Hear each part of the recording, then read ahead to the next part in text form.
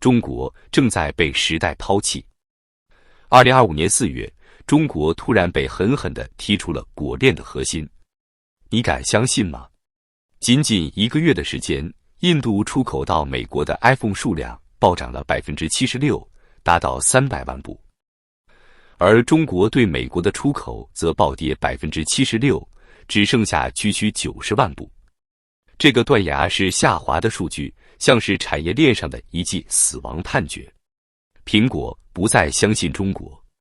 更令人震惊的是，苹果已经计划从2026年开始，所有卖给美国市场的 iPhone 都将在印度生产。也就是说，这家曾经撑起中国出口神话的巨头，正在悄无声息地完成撤离。别说什么制造业转移是长期过程，苹果这一轮转移简直就像按下了加速键。据专业投资媒体 Guru Focus 5月29日报道，仅在今年3月和4月短短2个月，印度 iPhone 出口就飙升至前所未有的水平。4月份，印度出口300万部，中国只剩90万部。这还是在川普4月2日才宣布对中国商品加征对等关税之后的短短1个月内发生的。可见，跨国公司根本不等形势稳定，而是先跑为敬。Guru Focus 的结论一针见血。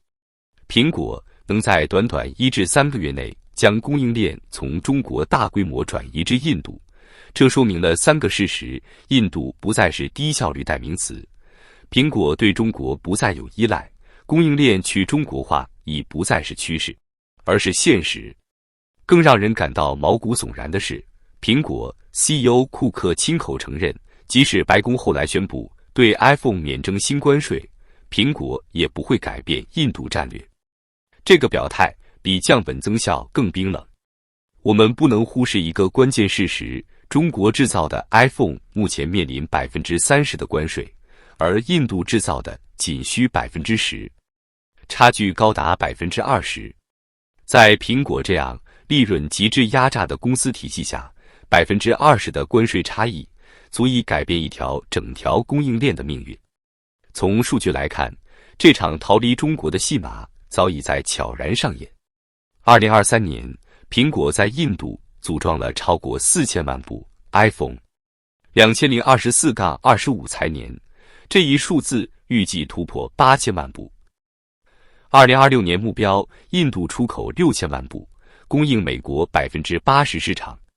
到2027年，全面完成美国 iPhone 生产去中国化。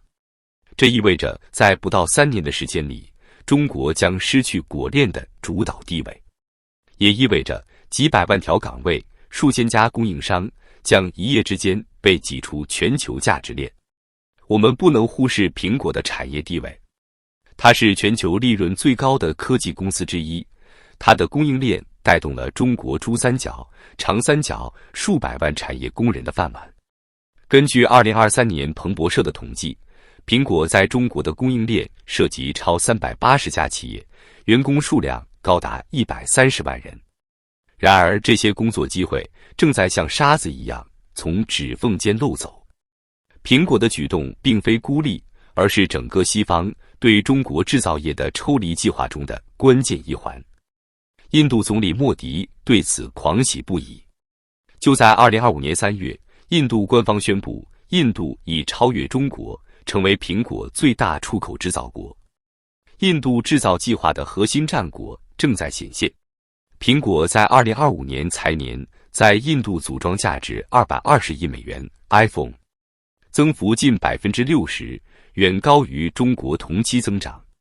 按照目前趋势，2026年印度 iPhone 工业产值将翻倍至450亿美元。而中国呢？面对苹果的逃离，舆论一片寂静，官媒依旧在歌颂新质生产力。苹果撤离只是冰山一角，真正推动这一切的是川普发起的脱钩 2.0。2025年春天，美国总统川普再次挥起贸易大棒，宣布对中国商品重新加征 145% 惩罚性关税，暂停向中国出售涉及喷气发动机、半导体的技术。威胁对所有在印度生产的 iPhone 加征25%关税，逼迫苹果回美国产，准备取消大量中国留学生签证，特别是理工科领域。这一连串行动说明了什么？美国要彻底切断对中国的技术、人才、产品依赖。中国不再是世界工厂，更是美国眼中的战略对手。不少人说，苹果撤出是个案，中国还有华为、小米、OPPO， 但现实是残酷的。小米2024年全球销量同比下降 9.4%， 高端机难以打进欧美市场。华为被美国全面技术封锁，2025年芯片自主率依旧低下。中国手机出口额同比下滑 22%， 东南亚市场被印度品牌蚕食。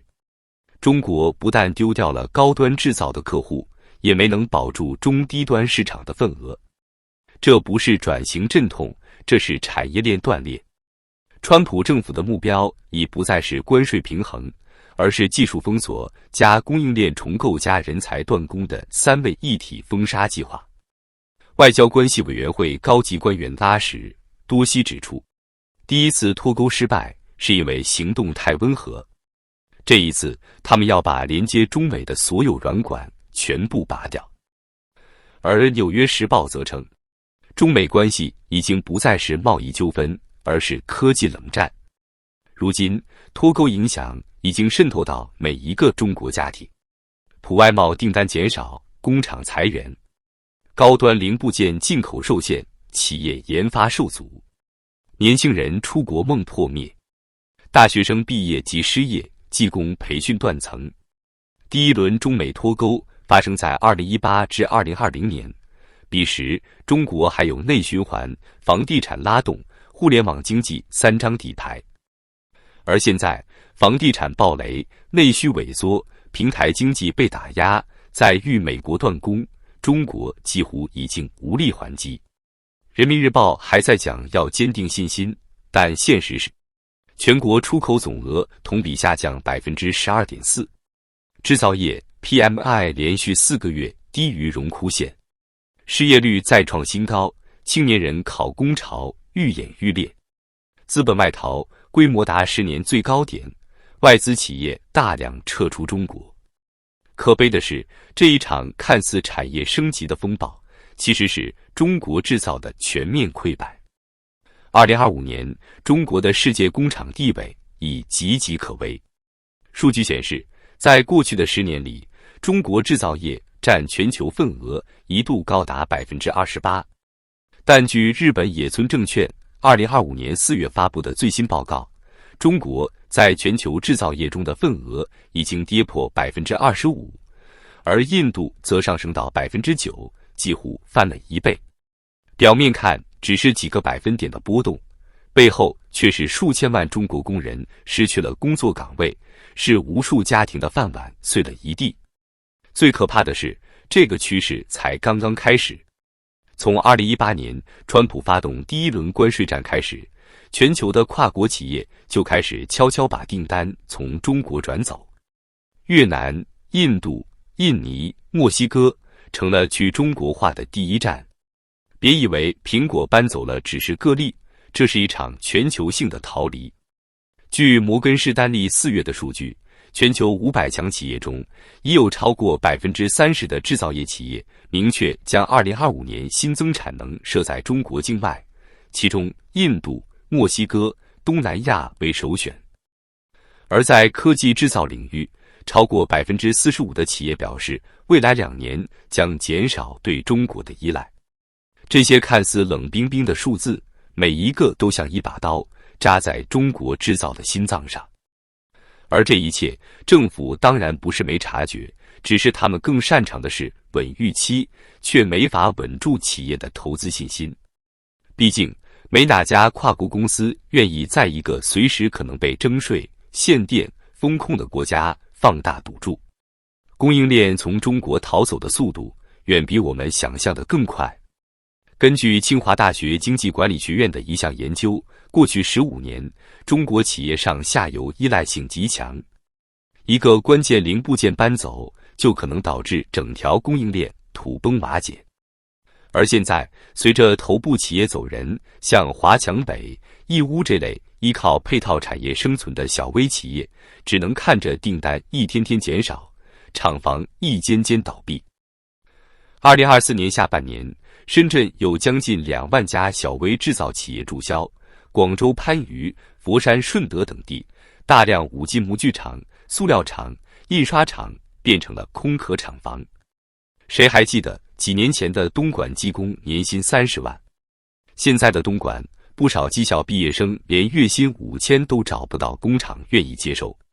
当中产以下的群体失去工作，当实业报国变成笑话，当工厂主被迫转行送外卖，当年赚几十万的厂哥现在为了保社保而去摆地摊，中国制造的荣光已经悄然凋零。更悲惨的是，我们还幻想可以靠国产替代来逆转乾坤，但现实狠狠打脸。看看芯片领域，虽然喊了好几年去美化、自主可控，但2025年4月的一项联合国统计显示，中国在芯片设备、关键材料、一代软件等方面，对美国和日本的依赖度仍超过90%。换句话说，只要川普在出口管制上动动手指，中国的国产芯片梦可能就彻底熄火。同样的困境也出现在新能源汽车、AI 服务器、显示面板等被寄予厚望的高端制造领域。即便你有再多工程师、再多补贴，没有上下游生态，没有国际市场接盘，一切都是空中楼阁。更糟糕的是，外资也在逃离中国。商务部的数据显示，2024年全年，中国吸引外资金额同比下降8%，而2025年一季度更是同比暴跌26%，创下近20年来的最大季度跌幅。不仅苹果、三星走了，连本田、日产、英特尔、博世、飞利浦这些曾经在中国如鱼得水的巨头都开始紧急止损。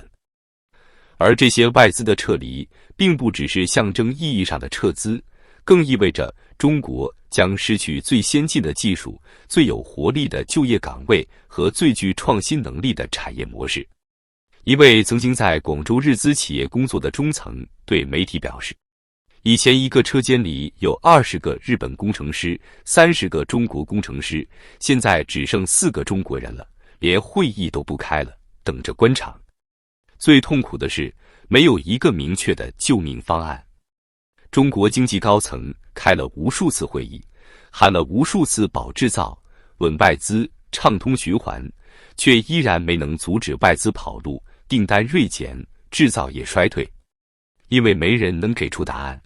在政治高压、数据不透明、外汇管制、网络封锁、突发政策层出不穷的环境下，哪个企业还敢在中国长期投资？你可以挽留企业家，但你留不住资本的脚步。你可以给本地工厂减税降费，但你拦不住印度政府给出的更高补贴和更少限制。你可以继续封闭互联网，但你挡不住全球供应链用脚投票的速度。